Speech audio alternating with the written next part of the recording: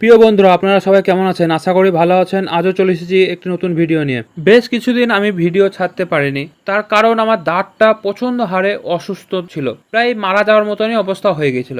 যদি আরেকটু অবহেলা করতাম ছাগলটার পেছনে, তো তাহলে ছাগলটা অবশ্যই মারা যেত।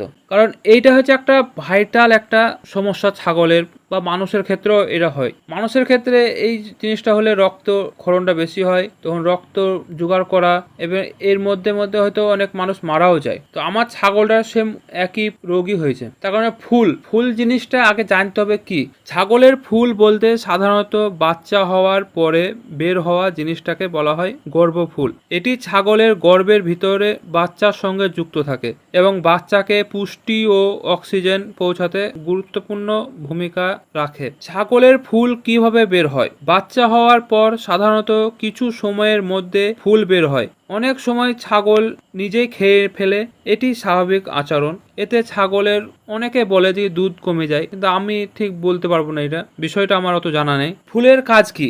গর্ভ অবস্থায় ফুলের মাধ্যমে মায়ের রক্ত থেকে বাচ্চার পুষ্টি পায়, অক্সিজেন এবং বাচ্চার কাছে পৌঁছায়। বাচ্চার বজ্র পদার্থ মায়ের শরীরে ফিরে যায়। বাচ্চা ও মায়ের রক্ত সরাসরি মিশে না গিয়েও আদান প্রদান হয়। কখন সমস্যাটা মনে করবেন? বাচ্চা হওয়ার পর ফুল দীর্ঘ সময় আটকে থাকলে, দুর্গন্ধযুক্ত, জ্বর, দুর্বলতা বা খাবার বন্ধ করে দেওয়ার মতন লক্ষ্য দেখা দিলে বিষয়টি গুরুত্বপূর্ণ দিয়ে দেখতে হবে। ফুল জোর করে টেনে বের করা উচিত নয়, কারণ এতে জরায়ুতে আঘাত বা রক্তপাত হতে পারে। এবার আসি আমার দাঁত ছাগলের সম্বন্ধে। তার কারণ আমার দাঁত ছাগলটা এরকম প্রবলেম আমি কখনো দেখিনি। এই অভিজ্ঞতা আমার একবারই ছিল না জানা, এবার অভিজ্ঞতা হলো অনেকটাই। তো 14ই আগস্ট বাচ্চা হয়েছে। বাচ্চা হওয়ার পরের দিন প্রায় 16ই আগস্ট পর্যন্ত ছাগলের ফুল পড়েইনি। ফুল না পড়ার কারণে আমি গিয়েছিলাম, আমাদের পাশে একটা ছোট দোকান আছে, সেখান থেকে ফুল পড়ার ওষুধ নিয়ে এলাম। ফুল পড়ার ওষুধটা নিয়ে এসে ছাগলকে একটা নিয়ে এসে অর্ধেক করে 3-4 ঘন্টা পর পর খাইয়ে দেবো।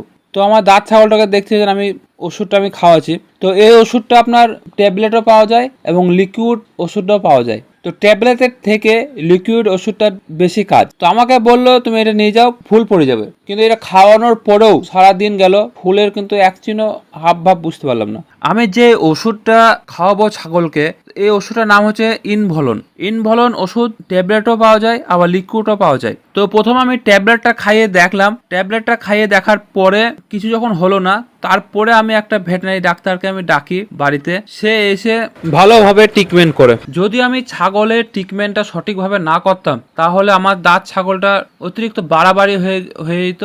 এতে ছাগলকে বাঁচানো প্রায় অসম্ভব হয়ে দাঁড়াতো। তাই আমি সকল খামারি ভাইকে একটাই কথা বলবো, যে কি সময় থাকতে সময়ের মূল্যটা দিতে শিখুন। কারণ খামারের যেটা নিয়ে করবেন সেটাকে আপনি গুরুত্ব দিয়ে ভাবুন, দেখুন এবং ভালোবাসুন, তবেই আপনার খামারে কিন্তু সফলতা আসবে। আর যদি আমি ছাগলটাকে অবহেলা করতাম, তাহলে কিন্তু আমার দাঁত ছাগলটাকে প্রায় অসম্ভবই হয়ে যেত। আমি বারবার একই কথাই বলবো আপনাদেরকে, যে সময় থাকতে সময়ের মূল্যটা বুঝুন। তাই খামার যেটা নিয়ে করবেন সেগুলোকে ভালো করে রক্ষণাবেক্ষণ করুন। তাদের কি রোগ হলো, তাদের কি হয়েছে অবস্থা, সেটা আপনারা ভালো করে দেখুন। দেখে আপনারা সেরকম ওষুধ খাওয়ান। এতে খামারের অল্পের মধ্যে দিয়ে খামারটাকে সফলভাবে গড়ে তোলা যাবে। আর যদি অবহেলা করতে করতে শেষ পর্যায়ে আপনি যদি ট্রিটমেন্ট করেন না, তাহলে আপনার খামার ধ্বংসের দিকে চলে যাবে। যেমন আমার খামারটায় যদি দাঁত ছাগলটা মারা যেত, তাহলে আমার খামারটা কিন্তু একবারে নিঃস্ব হয়ে যেত। তার কারণ 4টে ছাকে দুধ কিনে খাওয়াতে যেও অনেক টাকার ব্যবধান হয়ে যেত বা অনেক সময় লেগে যেত, কিন্তু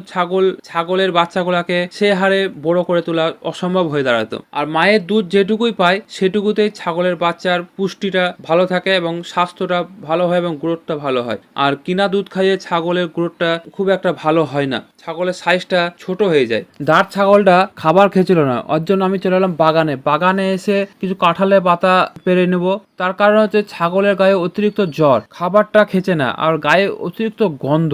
যে ফুলটা পড়েনি সেই ফুলের যা গন্ধ আপনার থাকা যাচ্ছে না। কিন্তু যেহেতু আমি একটা ছাগলের খামার করেছি, তো আমাকে সেই গন্ধ দেখলে হবে না, তার সেবাটাই আমাকে আগে করতে হবে। তো তার জন্য আমাকে যতটাই খাটনি হোক না কেন আমাকে করতে হবে। যে কদিন অসুস্থ ছিল সে কদিন খাওয়া দাওয়া ঘুমও পর্যন্ত হারাম হয়ে গেছিল। তার কারণ যিনি খামারি ভাই তিনি একমাত্র এই কষ্টটা বুঝতে পারবেন, বা যারা ভিডিও দেখছেন যারা খামার করেন না তারা এই কষ্টটা বুঝতে পারবেন না। এবার আমি যে খামারি ভাই ভাইদের ফুল পড়েনি সেই খামারি ভাইদেরকে গুরুত্বপূর্ণ কথা আমি বলবো।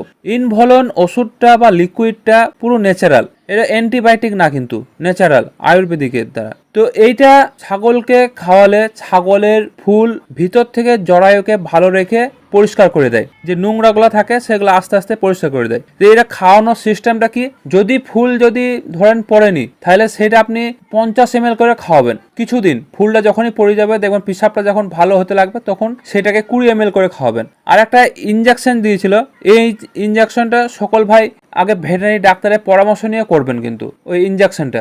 আর ইনভলনটা আপনি খাওয়াতে পারেন ফুল না পড়লে, ওইটা আপনার খুব কার্যকরী একটা লিকুইড। আর ইনজেকশনটা আমি সকল ভাইকে বলবো যে ভেটেরিনারি ডাক্তারের পরামর্শ নিয়ে সেটা করবেন, সেটা খুব ভালো হয়। আমি ওষুধগুলাকে খাওয়াবো, তো এই কদিন আমার ছাগলের ওষুধ চলছে। তো এখন ওষুধগুলা ঠিক সময় মতন ঠিক টাইম আপনি ভেটেরিনারি ডাক্তারের পরামর্শ নিয়ে খাওয়াবেন। নিজে কোনো আকবারামও করবেন না, এই জিনিসটা খুব ভাইটাল একটা জিনিস। ফুল যদি না পড়ে তাহলে সেটা আপনি ইউটিউব দেখেও আপনি খবরদার সাংশয়ন হবেন না। আমি ইউটিউব দেখেও কিছু ঘরোয়া পদ্ধতি প্রয়োগ করেছি, সেগুলো আপনারা করতে পারেন, কিন্তু সেগুলোতে কাজ খুব একটা হয় না যদি ফুল ওটা পড়ার আগে। আর ফুল যদি আটকে যায় সেই ফুল আপনার ভেটেরিনারি ডাক্তারের পরামর্শটা নেওয়াটাই সব থেকে বেটার হবে। আর আমি ভেটেরিনারি ডাক্তারের পরামর্শ নিয়ে আমি ওষুধটা খাইয়েছি, আলহামদুলিল্লাহ আমার ছাগল কিন্তু খুব ভালো এবং সুস্থ আছে, খাওয়া দাওয়া এখন সব ঠিকঠাক। আমি যে ওষুধটা খাওয়ালাম সেটা হচ্ছে হজমের, জ্বর, গায়ে হাতে ব্যথার ওষুধ। আজকের মতো এখানে শেষ করলাম। সকলে ভালো থাকবেন, সুস্থ থাকবেন, আবার দেখা হবে পরবর্তী ভিডিওতে।